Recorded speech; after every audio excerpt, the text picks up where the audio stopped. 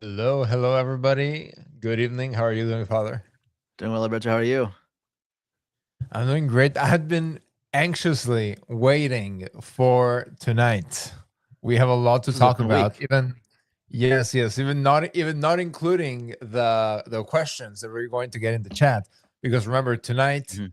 you all, the audience, you set the topics that you want us to talk about. So leave your questions in the chat. They can be about whatever. Maybe you didn't watch our last episode about the story of a soul live, and maybe you have some questions regarding that. Those questions are valid. Maybe you have any questions regarding anything else that's going on. Those questions are also valid. But Father, let's start it out with Valid, but what are they licit? they are valid and licit. There you Both. go. But I want to start tonight with what everybody's talking about. So everybody, or at least was talking about, because remember, Restless Heart Media is not about, oh, this dropped. Okay, let's go live. No, it's about we just have to wait. We have to wait until Friday. But what everybody was talking about this week, Father, was Cardinal Roach drops a letter to the cardinals at the consistory. And apparently, Cardinal Burke said that it was a very nice meeting, basically. But Cardinal Roach at the end, and the grifters had been telling us, because they have to generate the clicks and they have to generate the likes and the views to their articles and their views on YouTube that are with their nice monetized channels, have to generate the clicks. They have to keep us on addicted. They were telling us that the liturgy it's going to be like a new Council of Nicaea. Saint Nicholas, Cardinal Burke is going to walk in. This is according to the grifters, and he's going to just tell everybody why the Latin Mass is going to be so nice, and then everybody's just going to have a vote. And that's basically what they were telling us, that, oh, Pope Leo, like, finally, Father, he got the cardinals together, and there has been no changes to Traditiones Custodes because Pope Leo was waiting for this moment to drop the shoe and then be like, okay, now the Latin, whatever fantasy the professional Catholics were telling us or trying to sell us on. But then the reality was that the liturgy was not discussed at all. And at the end of the consistory, and the consistory is a meeting of all of the cardinals. Now, after Vatican II, it's basically cardinals from all over the world. And at the end of the consistory, the meeting ends. Nobody talked about the liturgy. Our brave, or so we are told by the Institute fans, Cardinal Burke, apparently never even whatever. And so Cardinal Roach hands out a letter to all of the attenders at the consistory, and then people get the letter. It's a 2-page letter. It's difficult, Father, in ecclesiastical matters. It's difficult to say much in 2 pages. People get it. It's Yeah. double sided, basically one paper, just mentioning a bunch of fallacies about the traditional Latin Mass. And then the Cardinal Burke never didn't go live with Michael Matt or anything like that to tell us that this had happened. This is shocking development, because let's remember, Cardinal Burke, Father, Cardinal Burke has nothing against the governance of the church, his church, the conciliar church, under Dr. Prevost. So the women leading dicasteries, no problem. He has no problem with that. Let's remember that. Because, of course, Father, as we know, in the traditional movement, there are many bishopesses. There are. We don't Yes, have we spoke about that on our deaconesses. other show. Yes, with the show over with Father Lefort and Bishop Mikkel, also available on Restless Heart Media. There are bishopesses in the traditional movement. So maybe why is there a problem with archbishopesses? Because this is at the end of the day what they are, Father. Bishops are, so members of the curia are archbishops because they have authority over bishops. So we make fun in the conciliar church, we make fun of the Anglicans for having female archbishopesses, but in the Catholic, or so we are told, Catholic world, we have female archbishops, and they are members of the curia. They lead dicasteries. I don't remember the names, but they lead dicasteries. They have authority over bishops. So we have de facto female archbishops. Father, what do you say to people that say, "Oh, but they're not ordained"? What do we say to that? They still carry the jurisdiction. So there's jurisdiction, there's holy orders, and one of the things that the church has always struggled with was the separation of jurisdiction and holy orders. So like even in the rite itself of a priest being ordained, so he has his chasuble pinned in the back, like upwards, kind of folded, so to speak. And there's a part in the ritual in the ordination of a priest where the assistant priest goes and unpins the chasuble, signifying the reception of jurisdiction. And so that's one of the things, again, that's questionable in the Sede movement and the Recognize Resist, where things are supposedly illicit. That, I mean, the granting of jurisdiction is built into the rite itself. So do these people receive jurisdiction or not? But nevertheless, yeah, this when it comes, you began your monologue here tonight talking about the grifters and talking about what they're constantly trying to convince us of, that we're going to get our Latin Mass back.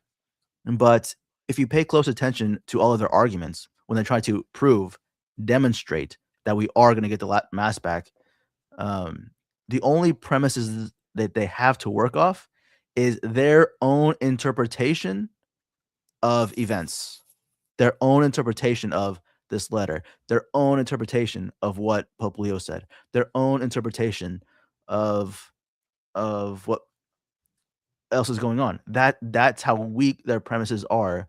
But they're shooting at people, giving people this massive false hope, but they have nothing concrete, that has no shadow of a doubt, nothing evident on which to base their argument. There's no evidence. There's just their own interpretation. And of course, they're lay people. How much do they understand about ecclesiastical politics? I remember there was a certain grifter that pretended that he had insider information whenever the Pachamama was thrown into the Tiber. He pretended that he had access to inside information. But what actually turned out that he actually paid and organized the whole thing, but so that it could give people the impression that he was well connected and understood ecclesiastical politics. And so that's the issue, is that the only evidence they have is their own biased interpretation of events. And of course, they're gearing their interpretation precisely to support their conclusion. So they're arguing the conclusion. So, yeah. Good evening, everybody. We are having the questions are coming in. Thank you for those questions. We will eventually get to them. I do want to remind everybody about our Tuesday night live series on the story of a soul by Saint Teresa of Lisieux. This book right here. We are going through it basically page by page, but not just reading off of it, but commentating. And Father, this series, we started with Introduction to the Devout Life because we were sitting in my living room and then just having discussions about this or that. And then we said, why don't we just turn the camera on and then put this into YouTube? And it fit in within what your vision for Restless Heart Media was, which is and was and still is, to provide spiritual content that actually nourishes people, that has nothing to do with current events or anything like that. So Tuesday nights, join us if you're new to Restless Heart Media. We are going through the story of a soul by Saint Teresa of Lisieux. And I had been mentioning for multiple episodes that I have a little book that's now apparently sold for almost $60 used over on Amazon. Check that out. What's that book called? It's The Father of the Little Flower. It's this little book right here. I looked it up, Father, and I bought this book. It's it was almost like new, but then through our moves and then boxes. Oh my goodness. It is $60. Yes. It's this little book right here. Through our moves and whatnot, it got a little banged up. Right here, but it's still pretty much almost like new. My copy here, I bought it for $7. Almost 5 years ago. Well, you know what you have to do, Alberto? You have What's to bootleg it. Put a PDF out on the internet so we can all read it. I'm going to gatekeep it. I'm going to be like grifters. I'm just going to gatekeep it. This little book, there's like one copy out on the internet being sold for $60. It's worth it. If you have $60 right now, I would recommend that you go get it. And there's an interesting passage that I sent you a picture of in the morning, Father, where gives us a little bit of the insight into Louis Martin, because we think that there's a silver bullet. So we think, okay, so this man right here, the father of Saint Therese. We believe that he had a silver bullet that you just do something, and then his daughters, all his daughters, became religious. That's what and we want that not for the glory of God, Father, but so that everybody else in our parish can see that we are very Catholic. Just for you should really sell that book. There's a new copy that's $354. You can make bank. I'm just gatekeeping it. I just gatekeep this little book. Look at this. It's $300. Unbelievable. And I bought it for $7. I looked up on my emails back when I bought it. And so anyway, so maybe people back then, maybe Father, we are just driving up the price of this little book, talking about it here on Restless Heart Media. I'm not going to sell it, so I'm not. This is not like insider trading. All right. So I'm not. This book is not going to. It's going to stay in my house. But anyway, maybe next time it's $500, and maybe I'll just copy all the pictures and then sell it. I'm not going to pirate the book on like other Catholic content creators, Father, that actually all their stuff in their channels is pirated. I'm not going to do that. But anyway, getting a little bit of a glimpse into Louis Martin, Father, there's an excerpt in this book written by Celine Martin, Saint Therese's older sister, that she was very close especially after the death of her mother.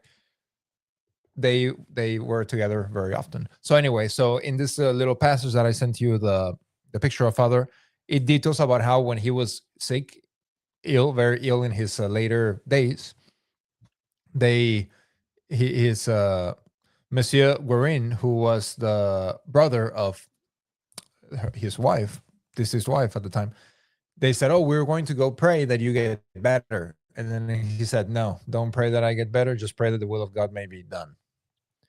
So a very holy person. But then again, talking about the silver bullet, Father, we want to have a silver bullet. We just do this one thing and this is going to happen.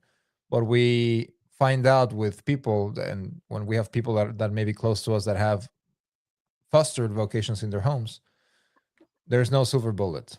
It's just wanting to follow the will of God. That's silver bullet, but that entails so much more than just one little thing that we can do that is going to give us results. So I'm just going to gatekeep this little book right here.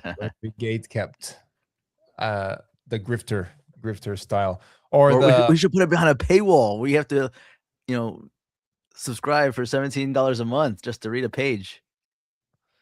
Amy says, "I try a bed books or thrift books." Yes, I bought it for $7 from thrift books. That's where I got it from 5 years ago. Anyway, all right, let's see. Let's start getting into the questions. And then once we run out of questions again, Father, we'll pick up on our next topic that has something to do with the archbishopesses. Okay. Anyway, so Chris Chattinger says, "Thank you so much for the question." He says, "Alberto, could you elaborate on the superiority of the SCG? SCG, See of Caer-Glow." I like how it's just now becoming an acronym. Like everybody knows what it means. See of Caer-Glow model to the decrepit SSPX model, Society of St. Pius X. Or perhaps I should say the Society of Bishop Felipe model. Head tip, Father Martin. So what is the SSPX model? Now, I do want to preface this by saying that I don't mean this as an attack on Archbishop Lefebvre, because what Sedevacantists do this a lot, Father. They will go back now like 60 years after everything happened, and then they will say, "Oh, Archbishop Lefebvre this, Archbishop Lefebvre that. He made an error in this, he made an error in that." Of course, it's very easy to see everything clearly decades later, 40 years after the 80s. We are 40 years after the consecrations. It's very easy to look back and then say, "Oh, he did this and he was a modernist, this or that way." Now that we have all of the information, and you've maybe in private conversations, Father, you've talked about the disposition of people who have a memory of what the church was like prior to Vatican II. And perhaps for us, the younger crowd, we didn't grow up. We grew up seeing all the cringe, Hmm. but that was not always the case. There was such a thing as people who lived before Vatican II, and then they were able to see the changes. And so you've sort of have, correct me if I'm wrong, but advocated toward having a less judgmental outlook on people that knew what the situation was like, that are traditionalists, or that, that are, that not modernists, but that are tradition minded on what their specific outlook is, especially nowadays. Anyway, but the SSPX model is that they have now two auxiliary bishops, but sometimes they're auxiliary, and then sometimes they have jurisdiction if they need to marry somebody, or they need to have a marriage tribunal or something. Or they need to laicize a priest or something like that. Father, do you need jurisdiction to lace as a priest? Well, you definitely have to hold an office and have the authority to declare him no longer in the ministerial priesthood. So that's one of the interesting things, is that sometimes they treat them, Rome treats them as if they have jurisdiction, as if they have an actual organization. The organization is recognized under canon law, and then other times they don't. So that's why it's when we talk about partial communion, all that kind of stuff, it's because Rome is treating them talking about them out of both sides of their mouth. Things seem to be intentionally ambiguous, and par for the course for Vatican II, ambiguity. And whenever it's convenient to say they're not in communion with Rome, bishops say they're not in communion with Rome. Whenever it is convenient, they do. So, I mean, obviously, Rome is not, certainty, absolute certainty is not important enough for Rome these days. So a few days ago, and this is, I was going to get into this topic a little bit later, but it's sort of relevant because, and why are we spending so much time in one question? Because, Father, there are just so many things that come into this question, perhaps even more. I mean, we have videos on Restless Heart Media discussing the See of Caer-Glow and things like that. But before I go into where I was going, Father, you were very adamant, and I think that it was almost prophetic. But before your ordination, you had many commentators, right, telling you, "Oh, you should do this, or you should do that, or you should have done this, or you should have done that." But or part of your the Catholicism, in the Catholic Church, in the Catholic faith belief, we need bishops. This is not it's not a religion of laity like Protestantism, and it's not a religion of just priests, vagus priests running around offering the sacraments, not being under any authority. You saw it very correctly, and then and you diagnosed Catholic faith needs bishops. You can't just be running around administering the sacraments without authority. It's a system of authority, and that authority comes from Almighty God. Anyway, so the SSPX model is just basically just having auxiliary bishops. And So, what is the yes, go ahead. yeah, just to add on to that too, because the SSPX and their structure, they're structured as a society of apostolic life, which is of pontifical right. So they were born as a mere public association of the faithful in some diocese of Switzerland. That's when they got suppressed by Rome. Archbishop Lefebvre talks about it in Open Letter to Confused Catholics. They got suppressed, and so they only existed there. They only had the right to exist in that diocese. And of course, they took it upon themselves to extend themselves to the entire world, using the crisis as justification to do more than what they were initially allowed by Rome to do, which is important because they took it upon themselves to do this. And obviously, I agree with doing that.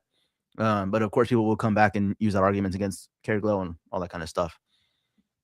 So they took it upon themselves. But the way they're organizing themselves right now, their superior general is a priest, obviously. But that priest, the whole society, has to be subordinate to some sort of ecclesiastical authority that is a bishop. Either if it's of pontifical right, it's the Bishop of Rome. So like the FSSP is of pontifical right, they're directly under the Bishop of Rome. And the SSPX doesn't have the structure. They're pretending to have the structure of pontifical right without being a pontifical right, without ever having been a pontifical right. Without ever having been a pontifical right. There are communities that are basically just as big as the SSPX that are only of diocesan right. So they're still underneath a bishop. And so they're pretending to be, in a sense, something that they're not, assuming to be something that they're not. And essentially these priests are just under priests. They're doing their own thing. That's when Rome comes in and asks Bishop Fillet to lay aside a priest, all that kind of stuff, because they know that this is what bishops are supposed to do, not priests. And so you have an auxiliary bishop stepping in these cases. But also, I mean, the SSPX model.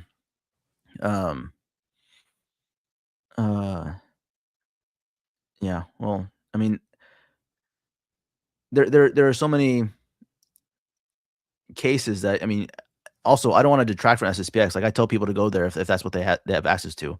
So this isn't so much about bashing them. It's personally, I mean, they have obviously many good priests, but it's in terms of model and ecclesiology, and that we can't sacrifice ecclesiology to keep the truth, because I mean, also too, the reality is every position is going to have an error in it, only because this crisis is not supposed to exist. It's not supposed to exist. So if you're in communion with Rome, the FSSP, you have to be subordinate to a heretic. That's not supposed to exist. If you're, recognize and resist and disobedient to supposedly legitimate authority, that's not supposed to exist. If you're a state of a conscience and have no jurisdiction or claims jurisdiction, that's not supposed to exist. I mean, the reality is that's why, in one sense, the model of the Caer of Caer-Glow is that we literally work with anybody and everybody that wants to really just provide the sacraments and keep the faith, is because we know that every single position has a problem with it. Theologically, it has a problem with it. Ecclesiologically, it has a problem with it. And so what we need to do is simply survive the crisis. Like when a boat is in a storm, you're not, in a sense, worried about. Sometimes you have to throw things overboard, so to speak, just to survive. So when we're in this crisis, that's what it's about. It's about survival. It's about obviously getting to heaven. To heaven, we need to act charitably towards one another, not make rash judgments, all that kind of stuff. So many other bishops from other groups make rash judgments, even about us. So yeah, Alberto, I'll let you head over to the Caer-Glow model. What were we going to say? Yes. So so the Sea of Caer-Glow model is more of an early church model, really, now, or so it seems to be after several decades. Now, a few days ago, we celebrated the feast of Saint Hilary of Poitiers, he was a layman, married, and then because the bishop was an Arian, the people went to him and then they said, "We want you to be our bishop." He was not a clergy. He was a well-known layman who was married, and so then they made him the bishop. He somehow found a way to secure an excommunication for the sitting bishop, and then he became the bishop. I don't know why, Father. We hear very often, "Oh, Saint Athanasius and Athanasius this and Athanasius that," but I was speaking with some friends in real life, and I said, so in the early church, Catholics said, "Yeah, we this doesn't make any sense. It does not make any sense that your bishop is not Catholic." Mm-hmm. Also, again, with the topic of the dust not settling yet, the dust hadn't settled, but they seemed to have, Father, during the Arian crisis, a clearer view of the crisis that was ongoing than we have now. Mm-hmm. Because now we have this dilemma of, oh, can we be under? No, your bishop. If your bishop is not Catholic, then you're not Catholic. You're no different than an Anglican. It's true. I mean, look at what Detroit, Knoxville, and most especially Charlotte. If their bishop is a homo heretic, all that kind of stuff, it's just you disobey him in certain things, you ignore him in certain things, but ultimately you go to his priest, to his diocesan functions, all that kind of stuff, and you just go along to get along, sort of thing. Whereas, yeah, in the diocese in which Saint Hilary was that they elected a new bishop, pure and simple, simply because the bishop was an Arian, just a heretic regarding the Trinity. So why? So just to answer the question, so that we can move on to the following question, because this is still a topic that we'll talk about once we get through the questions that we currently have. Because it's more of I see it more as we're having the proper understanding that we are just like in the early church right now. Most of the sees, no, actually it's worse. It's worse than in the early church. every single see is occupied by a modernist. And so more on that a little bit later, because we do have a topic that we said that we are going to talk about, Father, before the during this show. But you sent me a screenshot of Eric Ibarra. Yes, Eric Ibarra being someone who's pretty prolific on Eastern Orthodoxy and Catholicism and the Filioque, and he's studied extensively the councils, the early church, what the early church taught to get to the bottom line of, the heretics of the heresies of Eastern Orthodoxy, and he's an apologist, particularly interested in the early church and against Eastern Orthodoxy. And he even what would he say? It's like, never before was there ever a crisis such as this. I mean, point to one. So here's a guy who's looked through all of history to find a crisis as bad as this one, and he says there isn't one. Not even the Arian crisis was as bad as the one that we're in today. But of course, again, we're more amenable to what's listed, what's approved by the church, and all that kind of stuff, without prioritizing what our Lord established the church to do. The church has a mission to provide the faith and the sacraments. And so if the church isn't doing that, if the church has kind of abandoned ship, so to speak, abandoned its mission, I mean, how to call those that are actually doing the mission, providing the faith and the sacraments, evil or schismatic or whatever else, it makes no sense. And here's an example, Father. Decrepit SSPX model. I cringe. I'm going to say this, but it's so cringe. The SSPX organized a singles retreat, co-ed, over in Santos Ranch or whatever they call it now, and they said SSPX members only, or attenders of SSPX chapels only. Meanwhile, we are here talking about the Procedamus Gala taking place next month in Clearwater Beach, Florida, and Father Martin is calling out anybody who wants to keep the faith, come support us, and we'll figure out how we can support you. Not only that, but there was people online that had access to Father Purdy, and he was saying that there weren't enough guys showing up because they intentionally also wanted to, if you sign up for the retreat, you had to say what SSPX chapel you went to so that they can actually contact your pastor there and see if you were like a normal human being. They didn't have enough guys. So imagine having this widespread network of SSPX parishes. How many guys go to SSPX in the United States? Okay, how many young single men go to the SSPX in the United States? And to not even within that group of single young men have enough for a singles retreat, and the ones that do sign up, you have to turn away. I mean, what does that say about the ministry of the SSPX, so to speak? That they can't even form young single men to be marriageable. That's pretty shocking. So again, more on this question a little bit later. So Amy says, "Oh yes, a Novus Ordo Latin Mass. Where do I sign up?" So, Father, imagine we're in early church. People go to St. Hilary and then say, "We want you to be our bishop." He was not even an ordained priest. He had no orders whatsoever. He was not a deacon, nothing. "We want you to be our bishop."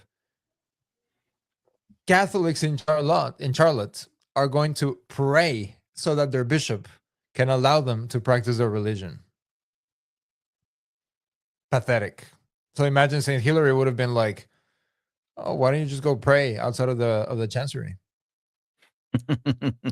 That you may be converted and become a Catholic. Anyway, a little bit more on this. Well, it's a good thing that Hillary didn't have the temptation of becoming a podcaster, because maybe he just would have become a podcaster instead of becoming. More on that later, Father. Gavin says, "Can you explain the importance of using Marie in baby names?" This is a very specific question. What do you think, Father? I don't know. Well, I mean, in Hispanic culture, you always name your first daughter, your firstborn daughter, some sort of after Our Lady. I think my mom was the firstborn daughter, and her name's Maria. I don't know. I mean, having Our Lady's name and somehow involve your daughter, I don't know why you wouldn't. Especially, to be honest, especially with the way women are, naming her after the most pure Blessed Mother, gives her that ideal to live up to. Because, and this is something that's weird about a lot of fathers, a lot of parents, even mothers that I've discovered, is that, like, okay, their daughter turns 14, 15, and somehow the parents don't believe that she could ever commit a mortal sin. Like, to me, that's bizarre, but they're like hypnotized or something. They truly don't believe their 14, 15-year-old daughter can commit a mortal sin. It's like, what? So I don't know, giving her a solid ideal in her name of living up to the purity of our Blessed Mother is definitely definitely a plus, definitely helpful, should be. I saw a video that Cardinal Dolan posted recently where he has a ghost crucifix in the back, which is pretty funny. And he's like, well, people no longer name their children after saints, and it would usually be a patron or a patroness, an ideal to live up to. So it reminded me of what Cardinal Dolan said. Let's see. Christine asks, a woman making her confirmation, can she have a male sponsor or must it be a female sponsor? Father? Yeah, female. In the 1917 code is different than the 83 code. I don't know what's in the 83 code, to be honest, because see if Caer-Glow uses the 1917. I know things changed, particularly about confirmation, because in the 1917 code, you cannot have your baptismal godparents be your confirmation sponsor. That was forbidden. But in the 1983 code, that's actually encouraged to use the same godparents for your confirmation sponsor. So at least in the 17 code, it had to be of the same sex as the confirmandi. So I think, actually, no, I'm not sure. I think it's probably relaxed in the 83 code, because usually there was in the 17 code, there was spiritual affinity to where the priest baptizing somebody, presumably an adult, the priest could never actually even marry that person. So even if they left the priesthood, got laicized, they still couldn't even marry somebody that they actually baptized, because there's spiritual affinity there. So they still consider that, that person the spiritual son or daughter of the priest, even though the priest is laicized, which is pretty interesting. But in the 83 code, they relaxed a lot of things. So I don't know what it is in the 83 code, but in the 17 code, and it's no. Gavin asks, can a woman drink blessed water during childbirth, and can blessed water be given to the sick to drink during illness for healing? Thank you. I would assume holy water. I don't see why not to either. Yeah. I mean, people put holy water and blessed salt in their food all the time. Yeah. Amy says, all the good classic books are super money sign expensive. Yes. Well, Alberto's going to start writing some super good classic books, and so hopefully they won't be as expensive. So. Remove this question before the grifters come in because of the money signs. I agree with what that said. I've been practicing that every day. God's will be done. Yeah, absolutely. And then Amy just ordered a book. Very nice. Let's see. Justin Widely asks, why do you think so few clergy speak about the JQ? One of the more important issues of our time. It seems most have been Judaized. Well, I would think in the Novus Ordo context, because they don't believe that. They don't believe that, the issues around the JQ. And also, I mean, I wouldn't necessarily want that preached about every week. Like the Sedevacantists preaching about the SSPX, against the SSPX every week. I wouldn't necessarily want that, but I mean, I don't know. In tradition, it's pretty evident from the Holy Week ceremonies. So, it's just very clear. So I don't know. What do you think, Father? I mean, a sermon is unique in the sense that there are some people who like to aim for their congregation's intellects, to give them new information. But that's more of a lecture. For me, when I'm preaching, giving a sermon, I aim for the will. I want to move my congregation to want to change something about their life. I want them to live their life in a different way than they had been before hearing the sermon. I don't aim for their intellect. I aim for their will. So if I need the JQ to be a premise, my ultimate goal of moving someone's will, I'll bring it up, fine. But my purpose there in an actual sermon during Mass is not to tell people what opinions or positions to take regarding politics. That's eating dinner with people. Yeah, sure, I'll tell them. Sitting in the hall after Mass. Yeah, I have no problem saying it. Obviously, through the internet and media, there's censorships and all that kind of stuff. Joey, no. I have to discipline my subordinates. Anyway, my very disobedient subordinates. But yeah, so there's no real platform or reason or scenario or circumstance to really truly address it unless you create it yourself, like you create an actual podcast episode in which you want to address it.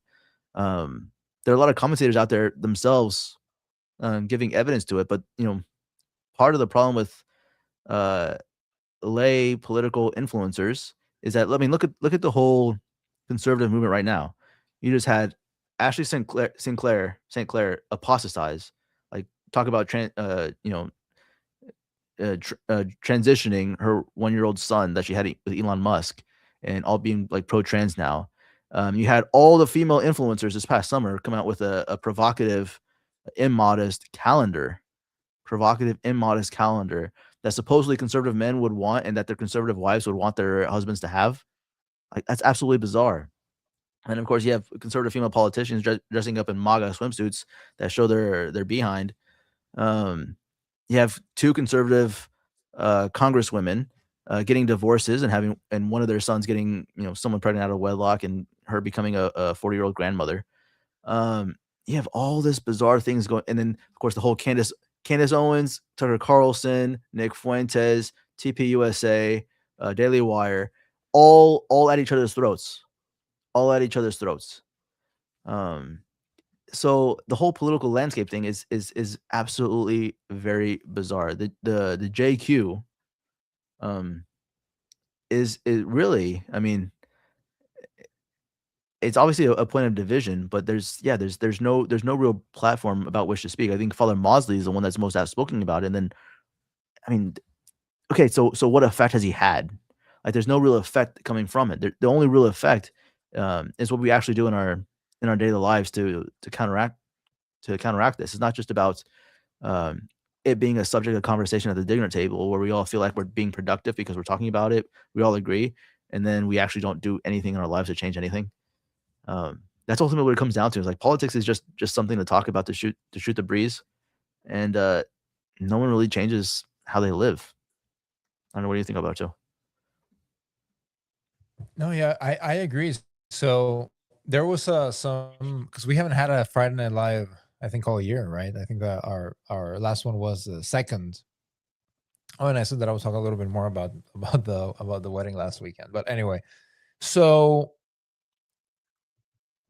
really, it's interesting because I would say if there's one positive aspect of the grifter landscape, is that usually most people that go to a Latin mass, just because of how things end up being, are listening or are sort of at least paying attention to politics and things like that, or to the grifters and learning things. So I mean, they do have some good stuff about learning about the faith, but then the Novus Ordo crowd is very different. So maybe where that could be relevant could be with a Novus Ordo crowd, but you would assume that people that go to a Latin mass know what St. Paul had to say about them. And so there's really not as much of a, like, you don't necessarily, as you mentioned, Father, you don't want to say to your congregation things that they already know. And it's not that you don't want to talk about it, it's that we're focused about spiritual matters. So I don't know. And then I did learn a lot that I ended up agreeing with when John Senior's The Restoration of Christian Culture, because his prescription to restore the Christian culture, which was something that I sort of was already thinking about, but I hadn't been able to put words to it. But it's very simple: restoring religion, really restoring religious life.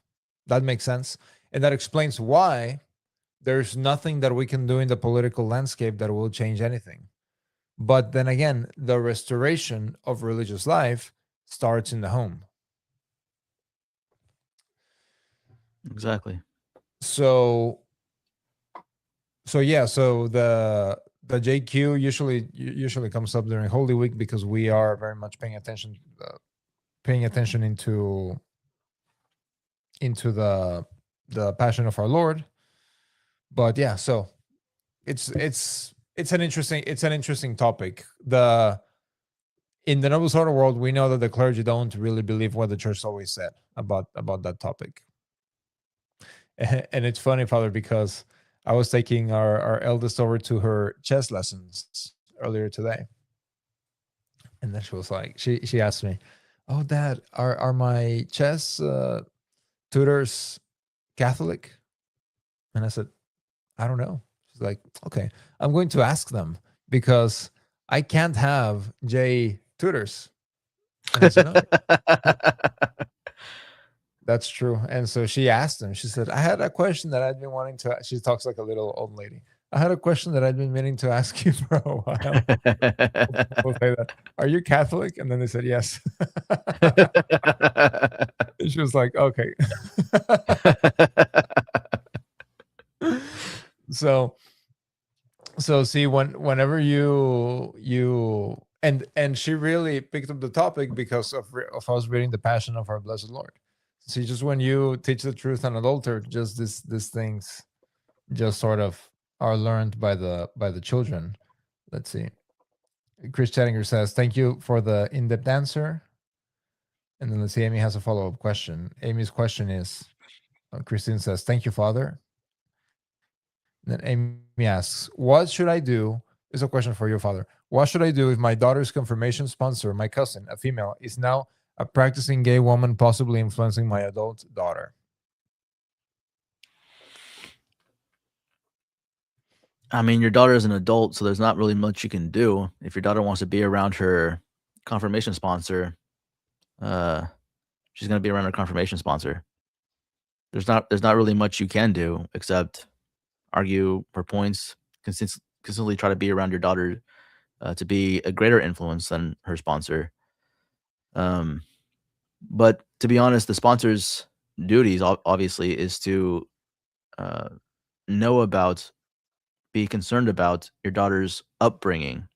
Obviously, your daughter is now an adult, but obviously, her having been her confirmation sponsor, she should have influence throughout the rest of her life if she's living a good life, right? So, yeah, that's a difficult spot, and unfortunately there's not really much you can do except being influenced to your Yeah, daughter. I agree. Gavin says, "Thank you for answering my questions. Looking forward to hearing you expound on the comparison of the Arian heresy and the current crisis in the church." And Amy says, "Brother Tree, go to your cell. Dog penance." Tree lives a very nice life. He's spoiled. Diane, hey, very, very nice to have you in the chat, Diane. She asks, "Good evening, all. Father, is there a way to print the article about the reminiscences without the formatting? I'd like to print it, but it's coming up is 28 pages." So if you go to our website, oblatesofstaugustine.org, there's a contact page. Send me a contact asking for it because I have it on PDF. I'm just not gonna put it out there. So if you contact me through the contact page, it'll go to my email. I'll email you back the PDF and you can print it. It's only it's 15 pages in PDF, but no, it's really super good. So I've actually been sending it to some of my parishioners, all that kind of stuff, because it's super helpful. So just contact me through the Oblates of St. Augustine .org contact page, and I'll send you the PDF. There we go. Great. And then Diane says, "Maybe you will be writing a book. Who knows?" God willing, I will never write a book. Then Amy says, "Amen. Thank you." All right. So speaking about Bishop podcasters, so we have Saint Hilary. The people go to him and then they say, "Oh, can you be our bishop?" And so then, Father, then people say, I brought up this point in a group chat with my in real life friends, and I said, what's the only difference between now and then? If we believe our Catholic and Apostolic faith, Father, the only difference is that through Christendom, through the Renaissance, through modernity and everything, there's been an institution that has developed. But so after my sister's wedding, one of my relatives asked me, "Well, but why would you stick to the Latin Mass if now like the authority is saying that you should accept the new Mass?" And I said, "Well, here's the problem. The problem is that our Blessed Lord Jesus Christ established the church to protect and to pass on the faith. So the institution exists for the faith, not the other way around. Modernists and those who are even trats, Father, that say, oh, you're disobedient or whatever. They believe that the institution exists for the sake of the institution, Right. not for the sake of the faith, or that the faith exists for the institution. And again, and a lot of times these people are conservatives, and we actually agree on a lot of things, but they believe that the institution exists to make people based, not to save their souls. It's all the same thing. You know, it's funny. The faith is malleable. The faith is changeable, but not the hierarchical institution, which is what these conservatives think. But that's exactly what synodality is changing, is the hierarchical structure of the church. Even that. So they've changed the faith. They changed the hierarchical structure of the church. It's literally, it's no longer the faith nor the structure. It's no longer the faith nor the same institution. And that's what a lot. But as long as they allow, this is interesting. And if you're a modernist, you'd probably see this. As long as you allow the Latin Mass with the FSSP or the Institute, all that kind of stuff, Ecclesiae communities, you'll still keep some trads and maybe win a couple of them over to the new faith and the new hierarchical structure. But for some reason, people just can't break away from this ancient, just because there's some sort of continuity, and because they've kept the buildings. There's no continuity in faith or structure, but they're deceived because of the ownership of property. So I lost my train of thought. But anyway, yes. So Saint Hilary understood this. Of course, yes, we have a bishop, but this is not the faith that they're preaching. It's actually corrupted and heretical, just like modernism. And we have St. Pius X to thank for the definition. If St. Hilary, Father, was a modern day institute, I was going to say FSSP, but I don't want to offend our FSSP attenders. Institute attender, he would have said, just go pray that the bishop may convert. Mm-hmm. Now the problem becomes the following. So in St. Hilary's time, we'll go to him to become a bishop. Of course, somebody has to consecrate him. And he needed to get rid of the existing bishop in the see. Well, he's able to secure, there's a couple of bishops that were still Orthodox that are able to help out. Well, nowadays, Father, the modernists say, hey, Dr. Prevost, because it was him, they say, hey, give us the keys to the chancery. Okay. Here you go. And then bishops just become podcasters. Exactly. Telling all about how to be brave. But what moral authority does a bishop that just gives up, and we all know who this is, who just gives up the keys to the chancery? What moral authority does he have to now tell us to go risk our jobs, or your jobs, to go risk your jobs to proclaim Christ boldly or whatever? None. Zero moral authority. So then we have bishops who give up the keys to the chancery, leave, receive, very likely still receive their pension, keep all their benefits. So if there was a sort of a movement to restore the episcopacy, even within the conciliar church, there's absolutely nobody within the structure of the church to help lead that movement, because it's easier to just become a podcaster than to suffer greatly. You know, in between that bishop and the Coalition for Canceled Priests, all these other priests that have been canceled, one thing that's really struck me really hard this past week was how they're monetizing victimhood. In other words, they're not running parishes. They're not, administering the sacraments of the dying and going out to hospitals. They're not, in a sense, making converts. They're not doing anything other than just, with the podcast microphone. Like for me, like I had 6 calls today. I had a meeting with my organist we're already plotting Holy Week. We're already talking about Holy Week and getting everything ready. I'm in charge of a parish. I have a parish ministry. I have 2 masses every Sunday and daily mass during the week, open to everybody to come. But a lot of these canceled bishops, they don't have any of that. They just podcast. Me, I have this podcast because my people are poor and we need some way to get the word out so that we can continue this ministry. Because even like I was supposed to go to a conference tomorrow. Like I got invited to a conference tomorrow, and it was a private conference. If you see people like talking about flying to Tampa, whatever, it's because they're speaking at this private conference. Over on Twitter, talking about flying to Tampa. It's because they're speaking at the private conference. I got invited to go, I got accepted to go, but then the person who was in charge of the guest list asked the person that contacted me to disinvite me, and all I can say was like, this is so incredibly bizarre, because when COVID happened down here in Tampa, Diocese of St. Petersburg didn't allow any of the priests to go out to the hospitals and anoint people. Now, of course, the one traditional Latin Mass priest here, diocesan, that was our friend who came to our clergy dinners and all that kind of stuff. A very good friend of ours. Of course, underground, he still went, because obviously he couldn't, but he couldn't offer Mass publicly. But see, of Caer-Glow, we continue to offer Mass. And so what's crazy about these trads is they even treat us like we're garbage. Those of us who would actually administer the sacraments to them when their own bishops wouldn't administer the sacraments to them. So it's this canceled priesthood sort of thing where they don't administer sacraments, but they ask for your support. Support for what? To just sit in your room and do nothing until you podcast? But for us, we should have daily ministry, and we're asking you to support because our parish is poor, and so we don't get the billionaire benefactors. This is hence why Procedamus trying to get people to support us, all that kind of stuff, for actual parish ministry. Like we're open. As Bishop Meek was like, if the liquor stores are open, we're gonna stay open, because they didn't close the liquor stores during COVID. So I mean, that's what we're asking for. We're just asking to survive.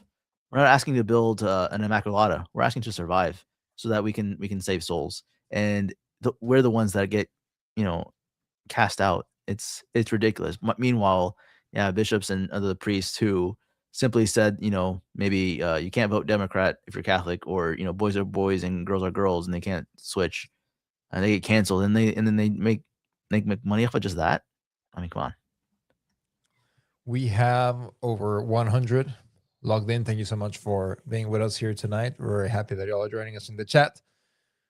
That at the end of the day, the SSPX model is we are the only solution to the crisis in the church. And until we solve the crisis in the church, it will continue. And so you either come to us, or it's even bad to go to the FSSP or to go to the Institute. So you either come to us or you're in schism. CEO of Caer-Glow model is having an understanding that the institution exists for the promotion of the faith, not the other way around. And I'm not saying that the SSPX doesn't also believe that the faith, of course, I'm sure they believe that the faith is the most important. It's what matters. But the approach is still the same view, follow the same approach in the 80s as it is now. So originally, when the SSPX started out, bishops would ask them to come in to a couple of dioceses because they thought that they had good priests. Then, of course, after they got canceled, that was no longer the case. But they are still operating under a system. Like they're waiting for Rome to give them approval to consecrate new bishops. Yeah, it's not going to happen. We'll see what Filet does. I mean, they have the SSPX resistance that maybe they might help. Maybe there might be one bishop that might help. But I don't know who they would go to be honest. I don't know who they would go to.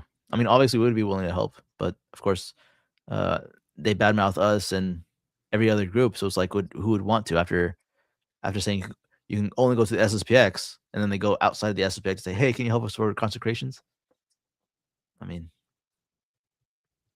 and then we have the Sedevacanist groups who very similarly, they condemn other groups for doing things that sometimes they themselves do. Yeah. So Arian crisis, there was still a few bishops within the institution that were willing to stand up for orthodoxy and to be persecuted.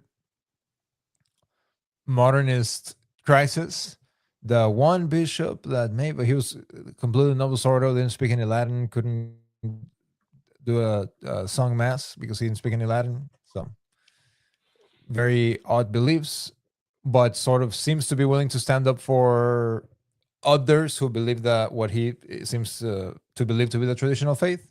Oh, give us a key to the chancery. Okay, here you go. I'm just going to become a podcaster. That's another thing too. I was thinking, whenever people see me being combative against other trads, it's not because of their position, so to speak. It's because they themselves have waged war condemning other trads. So like Nova's Order Watch constantly goes against the SSPX and all that kind of stuff. Obviously, they're trying to win more adherence to their position and to their chapels. To me, that's not what this is about. This is about, people getting to heaven. And so there's no way the RCI, the Roman Catholic Institute, Sanborn's group, or the CMRIs can be in absolutely every place all across the country.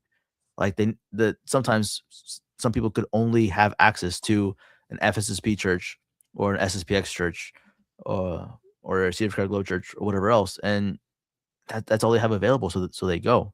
So why are you going to make these people feel guilty? And is it about money? Is it really about money? So it's just a combativeness of attacking other trads. Like quit the what do you call this? The infighting, the shooting within a circle. I mean, it's kind of like just like with the Tucker Carlson, Candace Owens, Nick Fuentes, Daily Wire. That's what's happening in the conservative movement. Like everyone's just shooting each other. Everyone's just shooting each other. So for what's important in a crisis, there really is no perfect position. There is no perfect position. Sadies will disagree with me on it, and they'll shoot me for it. And you know what? Don't care. I've been kicked out of nicer places. So Good evening, Mr. Mark Becker says good evening, everyone. And about time, Mark. Where you been? It's late. Maybe he thought, oh, Alberto's just gonna be super late again. Not today. He was thinking Mexican time. And Miss Amy wants to move to Florida in a heartbeat. Go to Our Lady of Good Hope. So, anyway, Mark Becker was working. No, very nice. That's fine. You're excused. You're excused. But yes, so the other topic, we have a couple of minutes left over here. Again, because unlike I say this every Friday, unlike the grifters, you have stuff to do, Father. So we can't just go on for 3 or 4 hours over here as much as we would like to. You have things to do. So the Archdiocese of Madrid in Spain puts out a document where they're talking about how clerical celibacy is outdated. And then in a parenthesis, they put including for future women priests. They are setting it up. And here's a problem. The problem is that the archbishops and the cardinals, they know Dr. Prevost. And why do they know him, Father? Because he's not just a random bishop from Peru. He was the superior general of the Augustinian order. Mm-hmm. He was time before he went to Peru. So if what the grifters want to make us think, Father, is that he was just a random bishop from Peru. It's just like there.